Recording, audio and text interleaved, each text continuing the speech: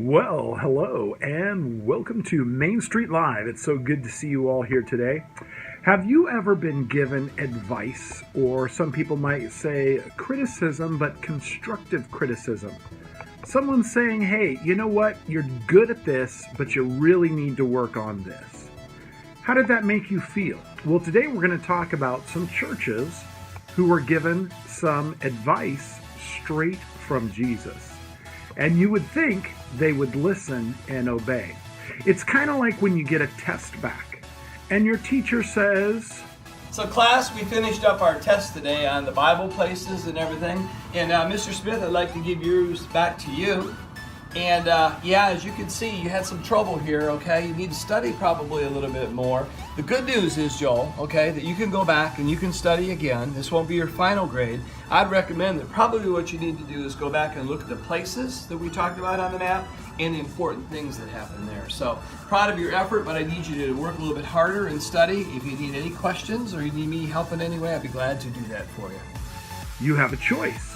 You can either heed what your teacher says, or you can not heed what your teacher says, and if not, there's consequences. It reminds me of a few other things. For example, when I walk by a sign and it says, wet paint don't touch, what's the first thing that I want to do? That's correct. I want to touch it. That's our sin nature. We want to do the wrong thing. Uh-oh. And then what happens when your mom says, Joel? Double uh-oh. Or, here's some good advice. If you use a toothbrush to clean a toilet, definitely do not brush your teeth with it. That would be gross. And believe it or not, those things in the toilet do not taste like mint. Ew, these things don't taste like mint. Another piece of advice I got is don't drink after somebody else from the same cup.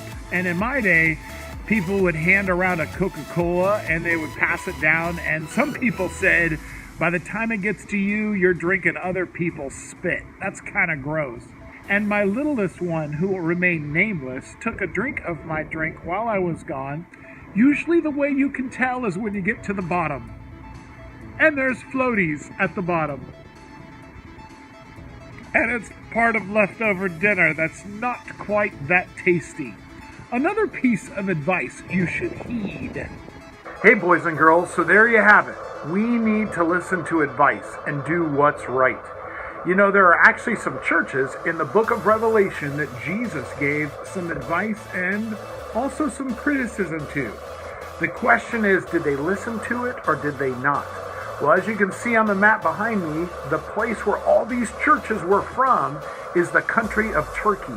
And today, Turkey is 99.8% Muslim. So they are no longer Christian.